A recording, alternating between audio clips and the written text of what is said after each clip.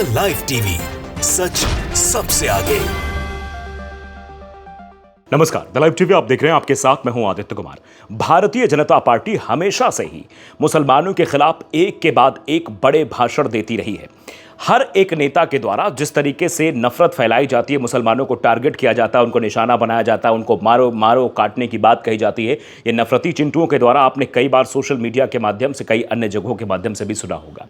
हाल फिलहाल में नवनीत राणा को भारतीय जनता पार्टी ने प्रत्याशी बनाया है। अमरावती से वो चुनाव लड़ रही हैं। पहले निर्दलीय लड़ी थी।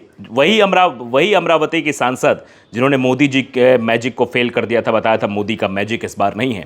उन्होंने एक ऐसा बयान दिया है मुसलमानों के खिलाफ जिसको लेकर अब सवाल खड़े होने लगे हैं। दरअसल वो कहती हुई नजर आ रही हैं कि 15 सेकंड के लिए पुलिस हटा दो। आप समझिए कि 15 सेकंड के अंदर पुलिस हटा दो, हम देखो हम क्या कर सकते हैं। तो साफ तौर पर आप इस चीज को समझ सकते हैं। वो वीडियो आप देखिए, वीडियो देखकर आप बहुत कुछ अंदाजा लगा सकते हैं। पहले आप जरा वीडियो देख लीजिए। छोटा बोलता है कि पुलिस को 15 मिनट हटा दो, तो हम दिखाएंगे बोले कि क्या कर सकते हैं। छोटे को मेरा कहना है, तेरे को 15 मिनट लगेंगे छोटे, और हमको सिर्फ 15 सेकंड लगेंगे। 15 सेकंड पुलिस को हटाया, 15 सेकंड अगर पुलिस को हटाया तो छोटे को बड़े को ये पता नहीं लगा कहां से आया और कहां को गया। सिर्फ 15 सेकंड लगेंगे हम लोगों को जिस दिन हम मंच पे आ गए। तो आपने देख लिया नवनीत राणा के द्वारा किस तरीके का वक्तव्य दिया जा रहा है, किस तरीके से वो नफरत भरे भाषण दे रही हैं, किस तरीके से वो टारगेट करने की कोशिश कर रही हैं। दरअसल वो ये बताने और समझाने की कोशिश कर रही हैं कि मुसलमानों के साथ वो किस तरीके का व्यवहार कर सकती हैं और मुसलमानों के प्रति भारतीय जनता पार्टी की राय क्या है। आपने ये भी देखा होगा कि पहले प्रधानमंत्री जी का मुसलमानों को लेकर वक्तव्य क्या था। मंच पर क्या कह रहे थे कि कांग्रेस सरकार आ जाएगी तो मुसलमानों को सब देंगे, क्योंकि मनमोहन सिंह ने ऐसा कहा था, फलाना ढिमकाना, इस तरीके का एक नैरेटिव सेट करने की कोशिश की गई। उसके बाद किस तरीके से महिमा मंडन किया गया। आपने सारी चीजें एक बैग आपने बैक टू बैक देखी। चीजों में कहीं भी ये नहीं दिखाई दे रहा था कि ये चुनाव को ध्रुवीकरण की ओर नहीं ले जाया जा रहा है। आपने देखा किस तरीके से ध्रुवीकरण की कोशिश हुई, लेकिन एक प्राइवेट चैनल पर इंटरव्यू के दरमियान कहते हुए नजर आते हैं मोदी जी कि मुसलमानों के लिए कुछ कांग्रेस ने किया ही नहीं। मुसलमान भाइयों को समझना चाहिए कि हमारी जो योजनाएं हैं, फलाना ढिमकाना नहीं, मुसलमानों को अपनी तरफ अट्रैक्ट करने की कोशिश मोदी जी द्वारा उस इंटरव्यू के जरिए करने की कोशिश हो रही थी, जिसका वीडियो सोशल मीडिया पर भी खूब वायरल हुआ। आपने देखा था। ये जो कहा जा रहा है, दरअसल ये नवनीत राणा के द्वारा जो चेतावनी दी जा रही, सत्यप्रकाश भारती ने यही लिखा कि 15 सेकंड के लिए पुलिस को हटा दो, हम क्या कर सकते हैं दिखा देंगे। बीजेपी नेत्री नवनीत राणा मुस्लिमों के खिलाफ नरसंहार की चेतावनी दे रही है। आप समझिए कितनी बड़ी बात जो है इनके द्वारा कही जा रही है, और इसी को लेकर अब सवाल पूछा जा रहा है कि इस तरीके की भाषा का इस्तेमाल आप कैसे कर सकती हैं। इस तरह की भाषा का इस्तेमाल आप नहीं कर सकती है, सीधे तौर पर टारगेट करके किया जा रहा है। तो आप अंदाज़ा लगाइए और देखिए किस तरीके से जो ये भावना को भड़काने का काम किया जा रहा है, मुसलमानों के अंदर एक रोष उत्पन्न करने की कोशिश की जा रही है। ये सब चीज़ें एक निगेटिव नैरेटिव सेट करती हुई दिखाई दे रही हैं। तो इसका अंदाज़ा आप समझ सकते हैं कि कैसे लगाया सकता है। अब लगातार इसको लेकर एक्स पर पोस्ट हो रहा है, लगातार बातें हो रही हैं कि नवनीत राणा इस तरीके की भाषा बोल रही है, क्या उनके ऊपर कार्रवाई होगी, क्या चुनाव आयोग इस मसले को संज्ञान में लेगा, क्या नवनीत राणा पर कोई कार्रवाई की जाएगी। ये भी अपने आप में बड़ा सवाल अब बनता चला जा रहा है, क्योंकि जिस तरीके की बात कही गई है, आप समझिए लगातार टारगेट करने की कोशिश है, लगातार मुसलमानों को निशाना बनाने की कोशिश है। आप देखिए प्रमोद के शांडिल ने भी लिखा है कि क्या निर्वाचन आयोग नवनीत राणा के विरुद्ध कड़ी दंडात्मक कार्रवाई करेगा। बिल्कुल नहीं करेगा। राजीव कुमार सीईसी को टैग करते हुए लिखा कि का आयोग तो मर चुका है और मुझे मरे हुए पर कोई आशा नहीं की जा सकती है। उसे सिर्फ अपोजिशन पर कार्रवाई के लिए ही मोदी ने जिंदा रखा है, ये बात कही जा रही है कि यानी चुनाव आयोग कार्रवाई किस पर करता है, चुनाव आयोग अपोजिशन पर कार्रवाई करता है, ना कि पोजीशन वाले सत्ता पक्ष वाले लोगों पर कार्रवाई करता हुआ नहीं नजर आता। और शायद यही वजह है कि इतनी ज़्यादा जो है चीज़ें उठती हुई नजर आ रही हैं, जिस तरीके से अमरावती की भारतीय जनता पार्टी के उम्मीदवार इस तरीके के भाषण दे रही हैं। सोशल मीडिया पर यह खूब वायरल है, जगह जगह इसकी चर्चा हो रही है। नवनीत राणा को लेकर चर्चा हो रही है कि इस तरीके की भाषा का इस्तेमाल वो क्यों कर रही हैं। लेकिन आप जानते हैं कि भारतीय जनता पार्टी पूरी तरीके से चुनाव को ध्रुवीकरण की ओर ले जाने की कोशिश कर रही है। कैसे भी करके इस चुनाव में ध्रुवीकरण हो जाए तो भारतीय जनता पार्टी को बहुसंख्यक समुदाय का वोट मिल जाए, ये कोशिश हो रही है। और इसीलिए इस तरीके के वक्तव्य दिए जा रहे हैं, इस तरीके की चीज़ें की जा रही हैं। शायद इसके पीछे वही वजह हो सकती है। अब देखिए आज तक ने भी इस खबर को लिखा है कि 15 सेकंड का जो बयान है पर ओवैसी ने भी वक्तव्य दिया है। ओवैसी ने कहा 1 घंटा ले लीजिए। अमरावती से भारतीय जनता पार्टी की लोकसभा उम्मीदवार नवनीत राणा के दिए बयान से जोड़कर भड़काऊ भाषण दिया गया, मतलब एक भड़काऊ भाषण दिया गया नवनीत राणा की तरफ से, और क्या कुछ कहा है वो आपको हमने सुना ही दिया है। अब आप जरा देखिए इस पर ओवैसी का क्या बयान है।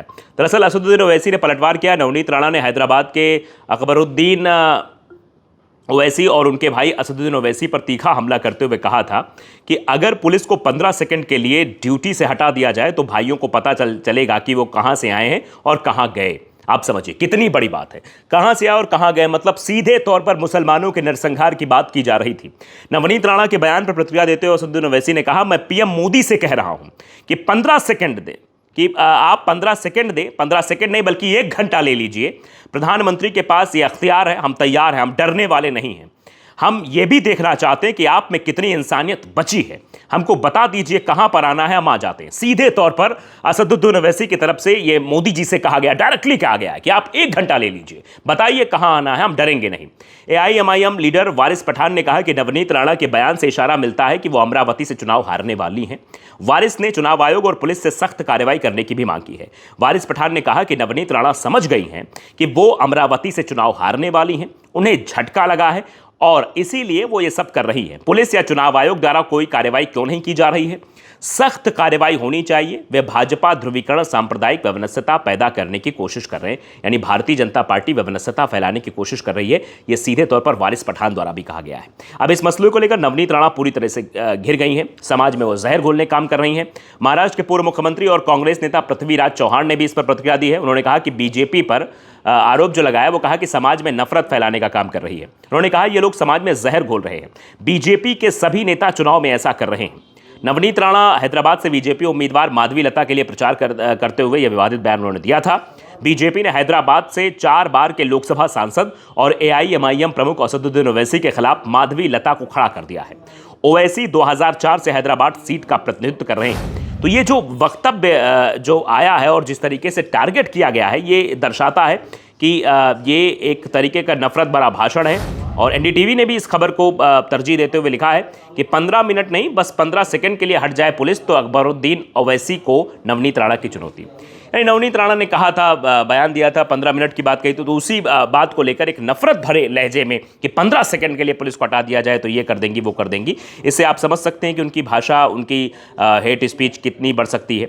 देश में इन दिनों लोकसभा चुनाव चल रहा है और लोकसभा चुनाव को लेकर अब जिस तरीके की बयानबाजियां धीरे धीरे हो रही हैं, चरण दर चरण आगे बढ़ रहा है, वैसे मुसलमानों के खिलाफ कभी टिप्पणी हो जाना, कभी पाकिस्तान का आ जाना, कभी कांग्रेस के मैनिफेस्टो को लेकर तरह तरह के प्रतिक्रिया कर देना कि देखो कांग्रेस का मैनिफेस्टो ऐसा है, उसमें लिखा हुआ है कि सरिया कानून आ जाए, कांग्रेस की सरकार आ जाएगी। इस तरीके की बातें जो फैलाई गई, भ्रम जो लोगों के अंदर पैदा करने की कोशिश हो रही थी, वो साफ तौर पर दिखाई दे रही है।